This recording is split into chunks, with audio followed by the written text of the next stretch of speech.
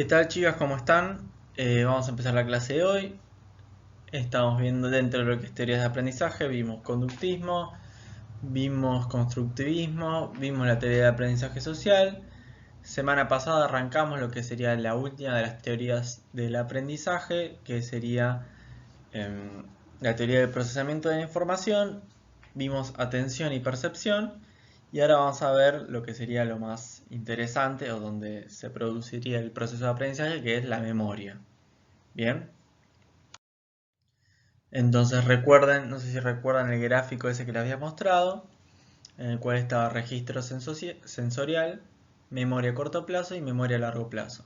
El registro sensorial es donde, por ejemplo, el ruido de la palabra que acabo de decir dura milisegundos y si ustedes le prestan atención pasa a la memoria a corto plazo. Si no le prestan atención se difumina como el 99% de las cosas que percibimos. Bien, dura muy poco, tiene una capacidad limitada. Los registros sensoriales icónicos y coicos, los relacionados con la imagen, de cuánto dura una imagen, y ecoicos, o sea, el sonido, son los más estudiados. Hay muchos estudios que se hacen con, te ponen una imagen durante cuántos milisegundos es necesario que dure una imagen para que tengas un registro de la misma. Bien, hay como una cantidad determinada, no me acuerdo ahora. Pero lo que se vio también es que hay imágenes que se ponen durante una franja menor de tiempo, durante menos milisegundos. El sujeto reporta no haberlas percibido conscientemente y sin embargo se ve que tienen consecuencias en alguna tarea que realizan después. Bien, como algo que se estudia. Claramente está relacionado con los diferentes sentidos, ¿no? Bien.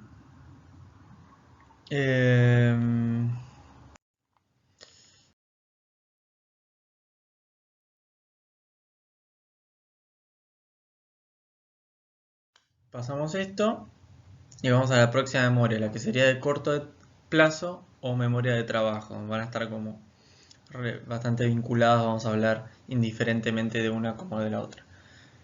La memoria de trabajo tiene una capacidad limitada, es más, está cuantificada la cantidad. Se suele decir que son 7 elementos los que uno puede guardar en la memoria a corto plazo, que es como justo la duración de un número de teléfono más o menos, ¿no? Que son 8 números, bien, entre 5 y 9 elementos, pueden ser números, palabras, letras que las personas acuerdan, pueden llegar a acordarse en lo que sería la memoria a corto plazo. Bien, tiene una duración limitada. Está relacionado con lo que sería la conciencia. Cuando uno recupera la información, significa que vuelve a la memoria de trabajo, es donde justamente uno trabaja con la información. Cuando uno eh, procesa la información en la memoria de trabajo. Bien, el repaso de la información que hace que los recuerdos se refuercen en la memoria. Process es la que se encarga de procesar la información relacionándola con la información previa, supongo que dice. Bien.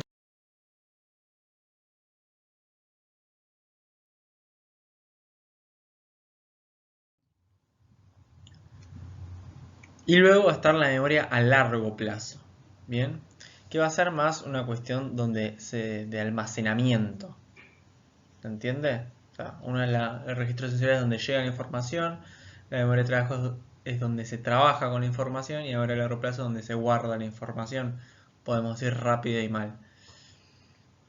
La frecuencia, cuanto más seguido se enfrente un hecho, acontecimiento o idea, más fuerte será su representación en la memoria. O sea, mientras con más frecuencia recordemos cierta situación, mejor va a empezar a almacenarse en la memoria. Contigüidad, básicamente son como leyes con las cuales funciona la memoria a largo plazo. La idea ahora vamos a ver una serie de experimentos. La idea de la teoría del procesamiento de la información es que el conocimiento está almacenado en forma de una gran red. Bien, y esta red va a tener diferentes núcleos conceptuales vinculándose. Ahora lo vamos a ver más adelante. Bien, memoria a largo plazo es donde va a estar almacenada esa red. El aprendizaje va a ser cuando se establecen estos vínculos entre los diferentes conceptos, y la memoria de trabajo va a ser aquella que se encarga de establecer esos vínculos, esas asociaciones.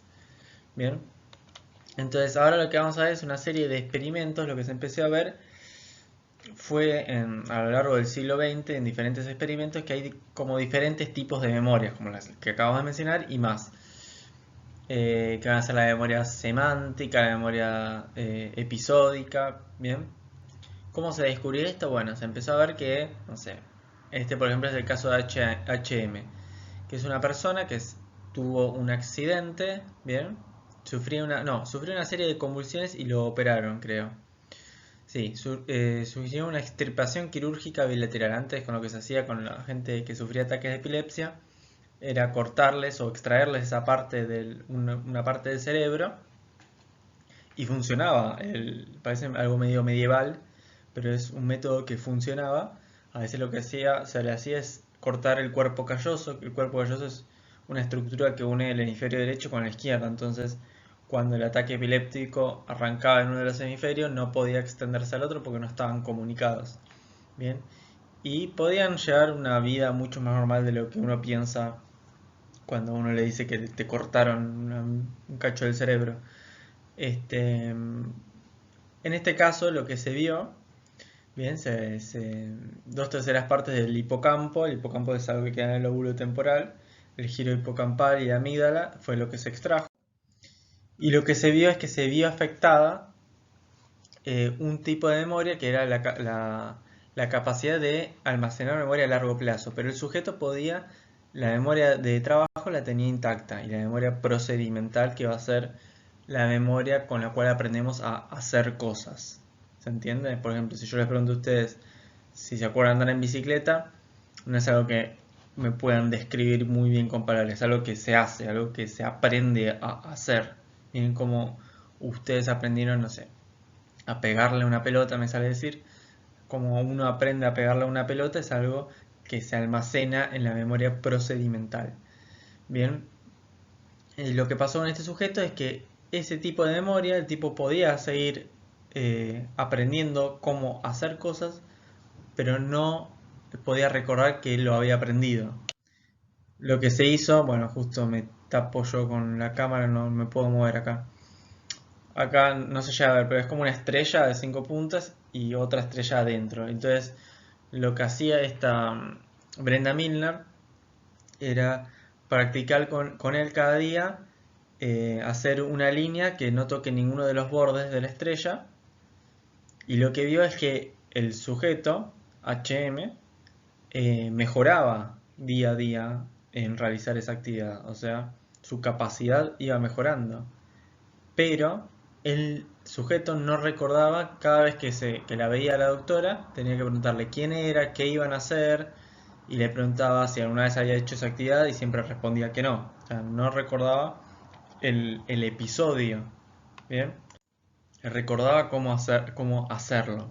Todos estos experimentos que voy a estar citando ahora son algo más periférico. No se preocupen de recordarlo, de estudiarlo ni nada. Es como para hacerles la idea de cómo es que cómo se fue produciendo este conocimiento, cómo se llegó a esta idea. Lo importante, recuerden siempre, que es saber cómo se produce el proceso de aprendizaje puntualmente, que lo vamos a ver bien un poco más adelante, ¿no? Bueno, un montón de experimentos se fueron haciendo. Lo que se fue viendo fue que gente que sufría un accidente en determinada área del cerebro, y que se veía afectada determinada capacidad. Y así fue como se fue diferenciando qué función cumple cada parte del cerebro, ¿no? Hay una área que se llama el área de Broca, otra que se llama el área de Wernicke, que una es la que se encarga de producir el lenguaje, otra de comprenderlo, ¿no? ¿Y cómo se descubrió eso? Porque una persona se lesionó esa área, o había una persona que tenía problemas a la hora de producir el lenguaje. Cuando murió le hicieron no me sale la palabra, autopsia, y vieron que esa área del cerebro estaba afectada, entonces de ahí se derivó el hecho de que esa área del cerebro se ocupaba de cumplir esa función. Por ejemplo, este es un video en YouTube que es bastante interesante de ver. Hay una versión reducida y está el documental entero, todo en YouTube, que se llama El hombre de los 7 segundos. Este era un hombre que transcurrían 7 segundos, tuvo creo que era director de orquesta, tuvo una enfermedad, una infección en el cerebro, y a partir de ese momento él ya no podía almacenar ningún nuevo recuerdo en lo que es la memoria a largo plazo. Entonces, desde la enfermedad para atrás se acordaba de todo, pero no podía ingresar ningún nuevo recuerdo a la memoria a largo plazo. Duraba 7 segundos y volvía Cuando hablaban con él, durante 7 segundos se da cuenta que a 7 segundos como que se olvida de todo otra vez. Bien, dura 7 segundos, justamente porque no se almacena. Es la memoria de trabajo la que se encarga de la conciencia del sujeto y nada llega a la memoria a largo plazo. Entonces el sujeto en el documental van a ver, si quieren verlo es bastante entretenido. Que a los que filman, cada 7 segundos le pregunta, che, ¿vos qué estás haciendo acá filmando? ¿Qué me están filmando? ¿Qué pasa conmigo? Y dice, no, mirá, estamos haciendo un documental de vos, de mí. ¿Por qué? El tipo cada vez que se ve al espejo tiene que darse cuenta que pasaron como 30 años. El tipo piensa que tiene 30 todavía, ¿no? Porque se enfermó a esa edad aproximadamente. Y se ve con 60 y cada vez que se ve al espejo y cada 7 segundos tiene que volver a hacer el duelo de que le pasaron 30 años de vida. Bien. Bueno, este es otro experimento. Otro experimento relacionado con la memoria. El área de Wernicke, ¿no? Esto es algo interesante, medio anecdótico, pero que se está estudiando ahora, se llama efecto Google, que habla de cómo nos acordamos peor de las cosas o almacenamos peor la información cuando sabemos que vamos a poder acceder a ella por otro camino, ¿no? Como por ejemplo que vamos a poder googlearla, ¿no? Le prestamos menos atención, que es bastante adaptativo si uno se pone a pensar. Uno le presta menos atención a la información que sabe que va a poder acceder de otra manera. Un dato curioso. Bien, entonces estas son como las diferentes tipos de memoria. No me interesa que sepan con precisión todos los tipos de memorias, principalmente las del recuadro, sí quiero que sepan. El registro sensorial, la de trabajo y la de largo plazo. Bien, esas sí son importantes para saber cómo es que se produce ese procesamiento de la información. Bien, la memoria episódica, por ejemplo, es la que se encarga de almacenar los recuerdos, los acontecimientos, tu cumpleaños de 15. La memoria semántica va a ser la que se encarga de almacenar lo que son los significados de las palabras y de las cosas. Bien.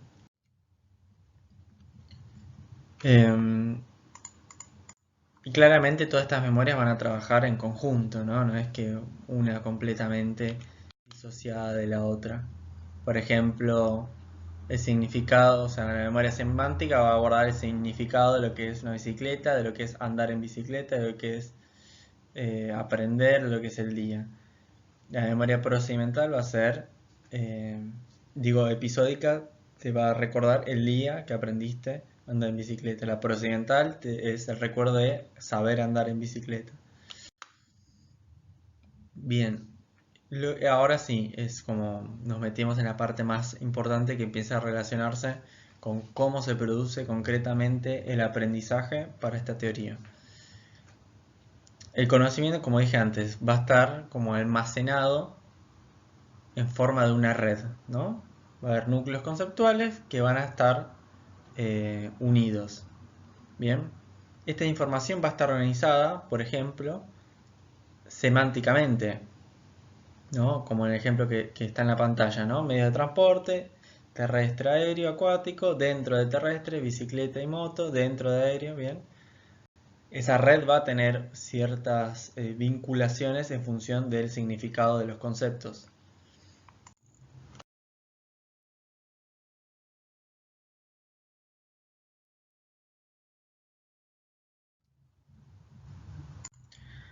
Entonces lo que se va a proponer es que existe algo llamado redes de proposiciones, ¿no? Como va a ser una proposición se llama la unidad más pequeña de información que se puede considerar verdadera o falsa. Bien, entonces de ahí te da el ejemplo. Dentro de la proposición mi tío de 80 años prendió su horrible puro, consta de las siguientes proposiciones. Se puede desglosar en las siguientes proposiciones. Tengo un tío, tiene 80 años, encendió un puro, el puro es horrible. ¿Se entiende? Entonces todos estos conceptos van a estar formando, van a ser redes que van a ser, perdón, proposiciones que van a estar formando redes, y la red en este caso va a conformar esta idea de que mi tío de 80 años prendió su horrible puro. Bien, así es como se va organizando el contenido dentro de la mente humana según el vínculo y el significado que poseen los conceptos. Por ejemplo, ¿no? Imagínense que tenemos todas estas ideas sueltas, claramente está simplificado para poder explicarlo, ¿no? Algunas ya están vinculadas y relacionadas con otras. Entonces cuando veo que mi tío está fumando, o sea, por un lado mi tío sabía que mi tío tenía 80 años, por otro lado fumar me da asco. Bien, cuando veo a mi tío fumando, lo que sucede es que toda esta red proposicional que les mencionamos antes, mi tío de 80 años está fumando y es un asco. Bien. Em,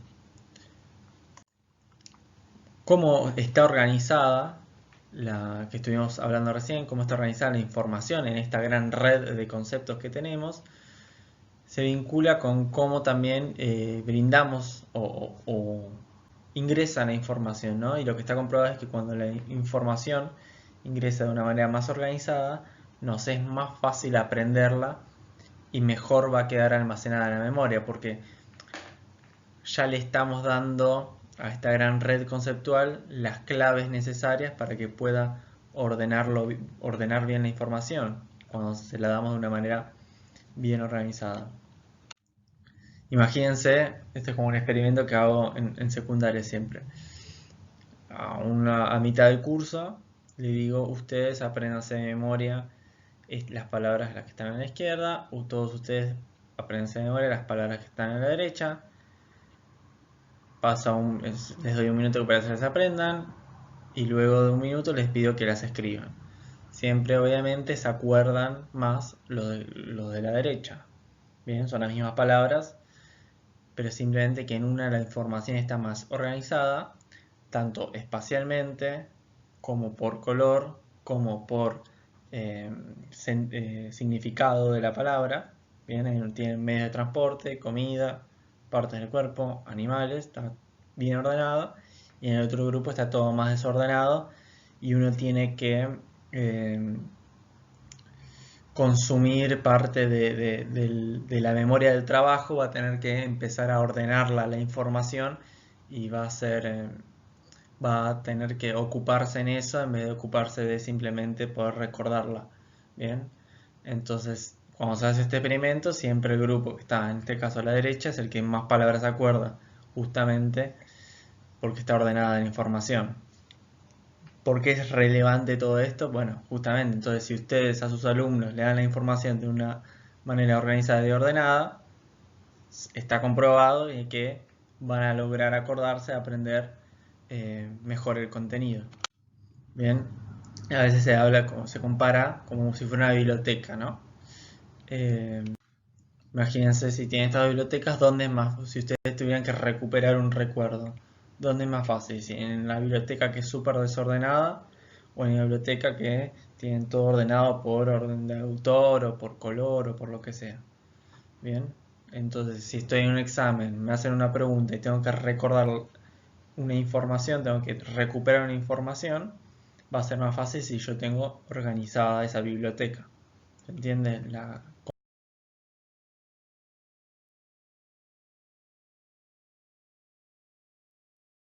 comparación? La codificación va a ser cuando la información que apenas me ingresa a la memoria de trabajo, yo la codifico. ¿Qué quiere decir la codifico? Como que la traduzco al idioma de la memoria de largo plazo para que ingrese en esta red conceptual, donde uno almacena la información, vinculándola con la misma, ¿no? La información nueva que ingresa la vinculo con esa red. Bien.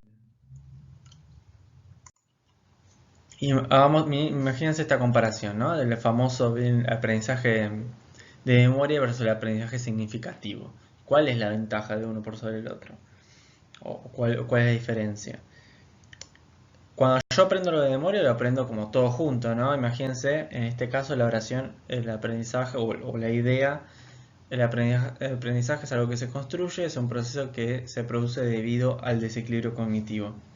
Cuando yo aprendo de memoria, toda esa frase se guarda como en un paquete y yo tengo como un acceso de entrada. Tengo que acordarme de esa frase y no puedo acordarme de una parte. O me acuerdo de todo o no me acuerdo de nada. Bien, así funciona cuando uno aprende cosas de memoria. O te lo acordaste o nada. En cambio, el aprendizaje significativo va a ser justamente lograr vincular ese conocimiento nuevo al conocimiento previo, de una manera, porque es significativo, porque justamente a través del significado es que se van a establecer estas redes, y gracias a eso es que yo puedo entrar por varios lugares, ¿no? Quizás no me acuerdo de que el aprendizaje era algo que se construye, pero me acuerdo de que era un proceso, y como me acuerdo que era un proceso, me acuerdo de lo del desequilibrio cognitivo, entonces de ahí llego a que se soluciona con una construcción, ¿se entiende? Aprendizaje significativo justamente va a ser poder lograr vincular el conocimiento previo que uno tiene con esa información nueva que va ingresando, articularla con ese conocimiento previo y así darle un significado.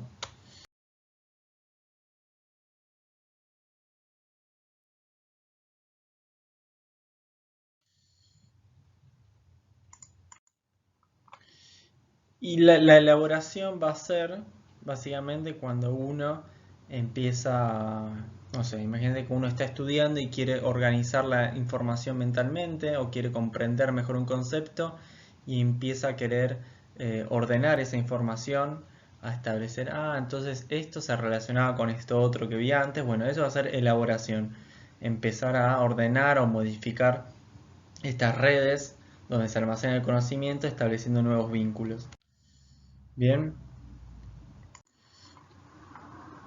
bueno, esto de los esquemas, mejor lo pasamos. Bien, y esto es un poco las redes de proposiciones, ¿no? Cómo es que se va almacenando la información, como estos núcleos conceptuales que uno va teniendo y se van vinculando y relacionando. Aquí hay otro ejemplo que hay más adelante. Bien, por ejemplo, yo tengo la línea punteada sería la información nueva y las líneas, las otras serían el conocimiento que el sujeto ya tenía, ¿no? Entonces, una persona sabe que el vicepresidente es electo, presidente, si se muere, se convierte en presidente, si muere, renuncia el presidente y es destituido en caso de traición, dice ahí abajo. Y entonces, uno tiene todo ese conocimiento acerca de un concepto, en este caso vicepresidente, y tiene toda esta red conformada. Cuando recibe una nueva información, en este caso imaginémonos que un profesor le dice, el vicepresidente de Estados Unidos funge como presidente del Senado, pero no puede votar a menos que haya un empate, ¿no? Entonces, ese es el conocimiento a aprender. ¿Cómo se aprende algo según esta teoría? Que es lo más importante, ¿no? Cuando uno logra vincular ese nuevo conocimiento con el viejo, ¿no? Y en este caso se ve, ¿no? Como el concepto vicepresidente, del cual ya poseía el sujeto, se relaciona con todo esto nuevo conformando una nueva red, ¿no? Y así es como esta red de conocimientos y de conceptos se va ampliando cada vez más, ¿bien? Y se va complejizando. Acá, por ejemplo, dice, cuando los estudiantes no poseen proposiciones a las cuales vincular la información nueva, pueden surgir problemas de almacenamiento. Esto ayuda a explicar por qué los estudiantes podrían no entender cómo relacionar el material nuevo con el almacenado previamente, aun cuando el vínculo sea muy claro para el profesor. La enseñanza, que establece mejor las redes de proposiciones en la mente de los aprendices, incorpora repaso, organización del material y recordatorios de las cosas que ya saben. Bien, entonces, ¿qué va a hacer enseñar desde esta teoría? Enseñar va a ser ayudar al alumno a vincular la nueva información con la que él ya posee previamente. ¿Se entiende? Y establecer esos lazos significativos y esas redes conceptuales. Eso va a ser la enseñanza para esta teoría y el aprendizaje, la contraparte. Bien, entonces, ¿cuáles serían las aplicaciones educativas? Ofrecer contenidos organizados, lograr establecer asociaciones entre el conocimiento previo y el nuevo, y ofrecer esquemas. Bueno, eso lo salteamos un poco para... Entonces, cerramos la clase de hoy. ¿Qué sería lo importante? Recuerden siempre, quizás es mucha información, pero recuerden siempre el foco hacerlo en, bueno, en qué consiste el aprendizaje para esta teoría. Bien, en este caso va a ser todo esto de las redes que estuvimos hablando, bien. Así que dejamos acá por hoy. Lean el capítulo, que ahí va a estar más claro todo, o es otra manera de que ingresen la información justamente. Siempre está bueno que ingrese por determinados lugares, así existen como más caminos para establecer esta relación o esta asociación en esas redes conceptuales. Así que nada, nos vemos la semana que viene, que quizás hacemos tipo algún resumen o algún trabajo de estas teorías de aprendizaje, que es como el tema más importante de este segundo cuatrimestre. Igual creo que es feriado el 12 de octubre, es verdad, es feriado, así que la otra semana creo que sería.